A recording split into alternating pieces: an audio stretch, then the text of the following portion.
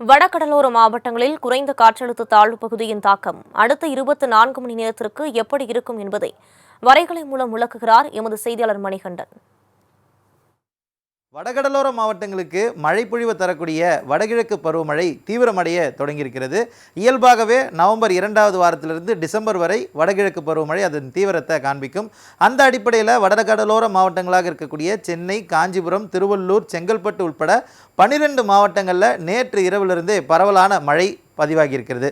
குறைந்த காற்றழுத்த தாழ்வு பகுதி என்பது வட தமிழ்நாட்டை ஒட்டி உருவாகியிருப்பதன் காரணமாக சென்னைக்கும் சவுத் ஆந்திர பிரதேஷ், கிழக்கு ஆந்திர பிரதேஷுக்கும் இடையில் இந்த வடகிழக்கு பருவமழையில் உருவாகி இருக்கக்கூடிய குறைந்த காற்றழுத்த தாழ்வு பகுதி கடக்கும் என எதிர்பார்க்கப்படுகிறது. இதற்கு முன்பாக சென்னை, அதாவது வட தமிழ்நாட்டை ஒட்டி மட்டுமில்லாமல் நாகப்பட்டினத்திற்கு கீழேயோ அல்ல இலங்கையிலிருந்து பல்வேறு வங்கக்கடலில் வேறு இடங்களில் இந்த குறைந்த காற்றழுத்த தாழ்வு பகுதி உருவாகியிருந்தால் அது ஆழ்ந்த காற்றழுத்த தாழ்வு பகுதியாகவோ அல்லது புயலாகவோ வலுப்பெறுவதற்கான வாய்ப்பு இருக்கிறது. ஆனால் நிலப்பரப்பை ஒட்டியே இந்த குறைந்த காற்றழுத்த தாழ்வு பகுதி என்பது உருவாகி இருப்பதனால அது அடுத்த நிலைக்கு, அதாவது ஆழ்ந்த காற்றழுத்த தாழ்வு பகுதியாக வலுப்பெறுவதற்கான வாய்ப்புகள் இல்லை என வானிலை ஆய்வாளர்கள் தெரிவிக்கின்றனர். இப்போதைய சூழலில் அடுத்த 24 மணி நேரத்திற்கு சென்னை, செங்கல்பட்டு, திருவள்ளூர் ஆகிய வடகடலோர மாவட்டங்களுக்கு ஆரஞ்சு நிற எச்சரிக்கை என்பது விடுக்கப்பட்டிருக்கிறது. 20 சென்டிமீட்டர் வரையிலான மழை பெய்வதற்கான மிக கனமழை எச்சரிக்கை என்பது இந்திய வானிலை ஆய்வு மையம் மூலமாக விடுக்கப்பட்டிருக்கிறது. நாம் தற்போது இந்த ரேடார் மேப்பில் பார்த்து கொண்டிருக்கக்கூடிய இந்த காட்சிகள் அனைத்துமே மேகத்திரட்சிகள்.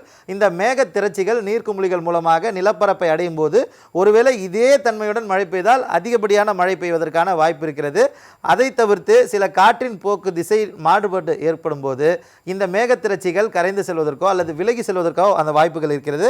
அதை ரேடார் காட்சிகள் மூலமாக பார்க்கும்போது அந்த சிவப்பு நிறத்தில் தெரிந்த அதனுடைய இயல்பான புகைப்படம், அதாவது நாம் பார்க்கக்கூடிய வெள்ளை நிறத்திலான மேகங்கள் தான் சென்னை எந்த அளவுக்கு சூழ்ந்திருக்கிறது என்பதையும் பார்க்க முடிகிறது. சென்னையிலிருந்து, அதாவது புதுவை, சென்னை, அது மட்டுமல்லாமல் சவுத் ஆந்திர பிரதேஷ் பகுதிகளாக இருக்கக்கூடிய நெல்லூர், திருப்பதி போன்ற இடங்களிலுமே இந்த மேகத்திரட்சிகள் என்பது எந்த அளவில் சூழ்ந்திருக்கிறது என்பதை பார்க்க முடிகிறது. குறிப்பாக இந்த காற்றழுத்த தாழ்வு பகுதி என்பது சென்னைக்கும் ஆந்திர பிரதேஷ்க்கும் இடையில் இருக்கக்கூடிய இடங்களில் தான் கறக்கப் போகிறது. அதுவும் காற்றழுத்த தாழ்வு பகுதியாகவே கறக்க இருப்பதனால அதிக அளவிலான மழை பொழிவு தருவதற்குரிய ஒரு ஸ்பெல்லாக இது இருக்கும் என எதிர்பார்க்கப்படுகிறது. இன்று இரவிலிருந்து நாளை காலை வரை அதிகப்படியான மழை பெய்வதற்கான வாய்ப்பு இருப்பதாக வானிலை ஆய்வாளர்கள் கூறுவதற்கான காரணம் இந்த மேகத்திரள் தான். இந்த மேகத்திரளை இன்ஃப்ரா கேமரா மூலமாக பார்க்கும்போது நம்மால் எந்த அளவுக்கு வீரியமாக இந்த மேக கூட்டங்கள் சென்னையை நோக்கியும் அதே போல சவுத் ஆந்திர பிரதேச நோக்கியும் வருகிறது என பார்க்க முடிகிறது. அடுத்த 24 மணி நேரத்தை பொறுத்தவரையில் மீனவர்களுக்கான எச்சரிக்கை விடுக்கப்பட்டிருக்கிறது. குறிப்பாக வங்கக்கடலில் இந்த பகுதிகளில் இருந்து மீன்பிடிக்க செல்லக்கூடியவர்கள் அடுத்த 2 நாட்களுக்கு கடலுக்கு செல்ல வேண்டாம் எனவும் அறிவுறுத்தப்பட்டிருக்கிறது. சென்னை, காஞ்சிபுரம், திருவள்ளூர், செங்கல்பட்டு உட்பட 12 மாவட்டங்களில் அடுத்த 24 மணி நேரம் கனமழைக்கான எச்சரிக்கையும் விடுக்கப்பட்டிருக்கிறது. தொடர்ந்து இந்த காற்றழுத்த தாழ்வு பகுதி என்பது காற்றழுத்த தாழ்வு பகுதியாகவே நிலப்பரப்பை அடையும் எனவும் வானிலை ஆய்வாளர்கள் தெரிவித்திருக்கிறார்கள்.